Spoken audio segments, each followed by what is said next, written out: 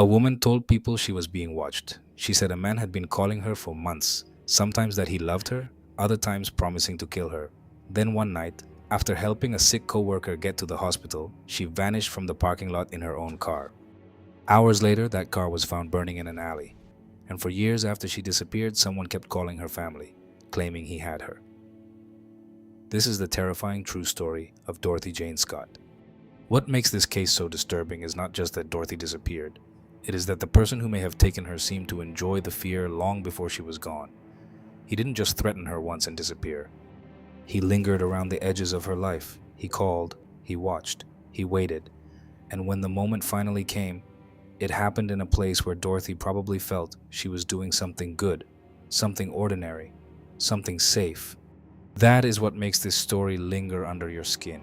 It did not begin with violence, it began with a pattern. And by the time anyone understood how dangerous that pattern really was, Dorothy was already gone. Dorothy Jane Scott was a 32-year-old single mother living in Southern California. She worked hard, stayed close to her family, and centered much of her life around her young son.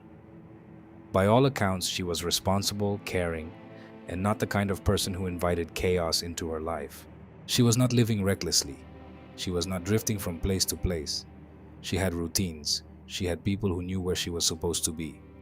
And that matters, because in many true crime cases, investigators lose time trying to figure out whether someone left voluntarily. Dorothy's loved ones did not believe that. They knew something was wrong almost immediately. Before her disappearance, Dorothy had already been living under pressure. For months, she had reportedly been receiving anonymous phone calls from a man whose words swung between obsession and menace. One moment he would profess love, another moment he would threaten to hurt her. In some accounts, the threats were horrifyingly specific. Dorothy believed someone was following her. On at least one occasion, she reportedly found a dead rose left on her car, a gesture that felt less romantic than theatrical, like the sender wanted to prove he could reach into her private world whenever he chose. Imagine the mental toll of that. Every drive home feels longer. Every shadow near your car feels deliberate. Every ring of the phone becomes a warning. And yet, like many people who are stalked, Dorothy still had to keep living. She still had to go to work, still had to care for her child, still had to move through ordinary spaces while carrying extraordinary fear. That is one of the most frustrating truths about stalking cases. The victim is forced to continue participating in normal life while someone else quietly turns that normal life into a hunting ground. Dorothy reportedly told people she was frightened, but fear without a face can be hard for others to measure. If the caller was not physically standing in front of her, if no one could point to a name and say this is the man, the danger could be minimized. But Dorothy felt it. She knew this was not harmless attention. Then came the night that changed everything. On the evening of May 28, 1980, Dorothy was with coworkers when one of them became ill from what appeared to be a serious spider bite or sting. Concerned, Dorothy helped take him to the hospital. Another coworker was there as well. This was not some isolated late-night detour for a mysterious reason. It was a practical act of concern. They went to the hospital because someone needed treatment. Dorothy remained involved in that small crisis, focused on helping, doing the decent thing. That detail makes what happened next feel even crueler. She was not out looking for danger. She was taking care of someone. At some point after the coworker was treated, Dorothy went to bring her car around so the group could leave. It should have taken only moments. Instead, her car approached at speed with the headlights glaring so brightly that the people waiting could not clearly see who was behind the wheel. Then the vehicle sped away. That was it. One brief, baffling moment. No obvious struggle, no scream that changed the night. Just Dorothy's car moving in a way that made no sense and then disappearing into the darkness. The coworkers were left standing there, stunned, trying to figure out whether Dorothy had left suddenly for a reason or whether something far more sinister had happened right in front of them. Think about that image for a second. A hospital parking lot, a place associated with urgency, yes, but also with people, lights, witnesses, security, movement. And even there, in a place where help feels nearby, someone may have been able to intercept her, overpower her, or force the situation in seconds. That is one reason this case remains so haunting. It violates the instinct that danger always announces itself. Sometimes it doesn't. Sometimes it arrives disguised as confusion. Hours passed, and Dorothy did not return. That was already alarming. Then, early the next morning, her white Toyota station wagon was found burning in an alley in Santa Ana. A burned car is not just an abandoned object, it is a message. Fire destroys evidence, fire creates chaos, fire tells investigators that whoever was involved wanted to erase something. Maybe fingerprints, maybe signs of struggle, maybe simply time. The car being discovered that way immediately pushed this beyond the possibility of a simple misunderstanding. Dorothy was missing, and her vehicle looked like part of a cover-up. For Dorothy's family, the nightmare had only begun. She did not come home. She did not pick up her son. She did not fall back into the rhythms that made her life so predictable to the people who loved her. Instead, there was silence where her voice should have been. In missing person cases, families often live in a terrible space between hope and dread. Every unknown becomes a torment. Are they alive? Are they suffering? Are they trying to get home? Or is the worst thing already true? Dorothy's family had to live inside that uncertainty, but with an added cruelty, the phone calls did not stop. According to reporting on the case, an unknown man continued to call Dorothy's mother after Dorothy disappeared. He would ask if Dorothy was there. He would say he had killed her. Then he would hang up. Think about the coldness required for that. Not just violence, but performance. Not just taking someone away, but revisiting the family's pain over and over, keeping the wound open with a telephone receiver. It suggests someone who was not satisfied with control over Dorothy alone. He wanted control over the fear of everyone around her. He wanted to insert himself into their grief and make them feel powerless each time the phone rang. There is something especially disturbing about crimes that continue after the physical act is over. The disappearance was one crime. The calls became a second campaign of terror. And because the caller was never definitively identified, the family could never fully know whether the voice on the line was the killer, someone connected to him, or a sadistic opportunist exploiting a public case. But that uncertainty did not make the calls less horrifying. If anything, it made them worse, because then every possibility is bad.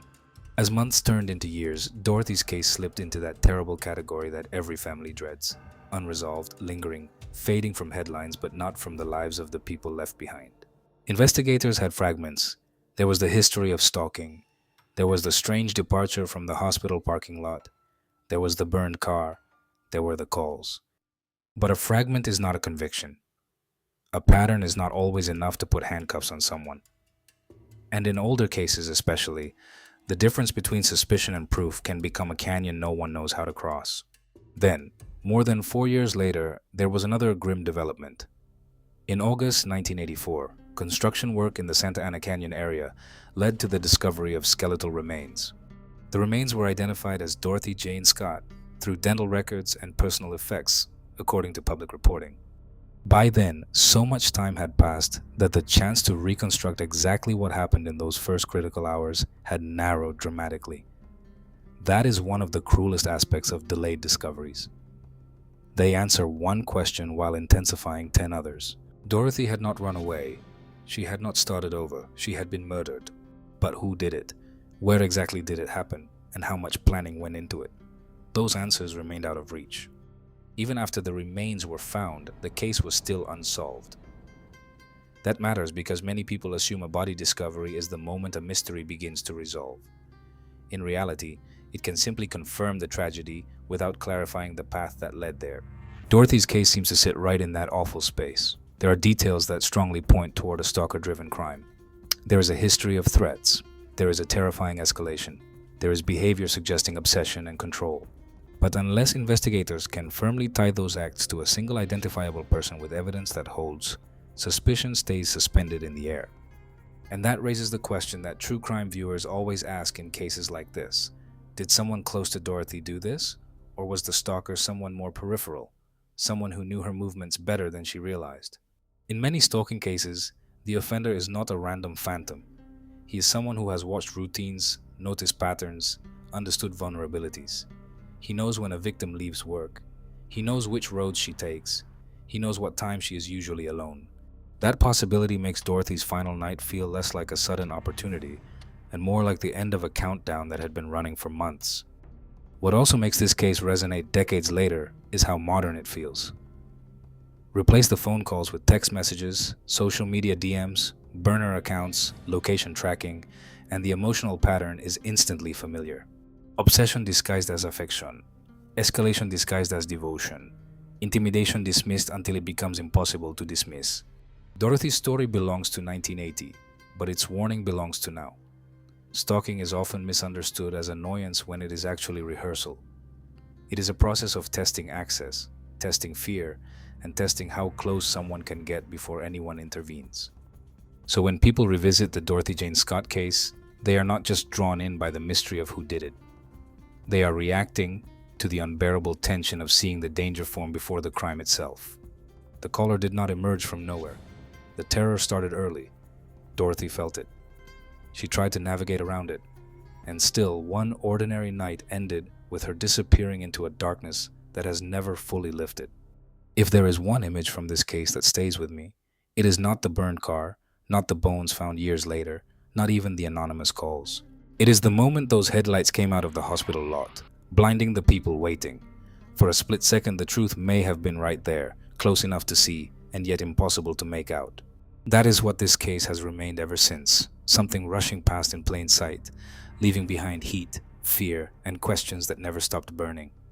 Dorothy Jane Scott was a daughter, a mother, a co-worker, and a woman who reportedly said she was being watched before she vanished. Her case is still unsolved, and maybe that is why it continues to grip people so powerfully. Because deep down, we all understand the horror of not being believed early enough, the terror of a threat that circles closer and closer, and the agony of a family forced to live with a phone that could ring at any time and reopen everything. If you enjoy true crime stories that stay with you long after the video ends, subscribe to Caseboard Daily, because some cases are not frightening because they are complicated. They are frightening because they are simple. Someone became obsessed. Someone kept getting closer. And one night, that was enough.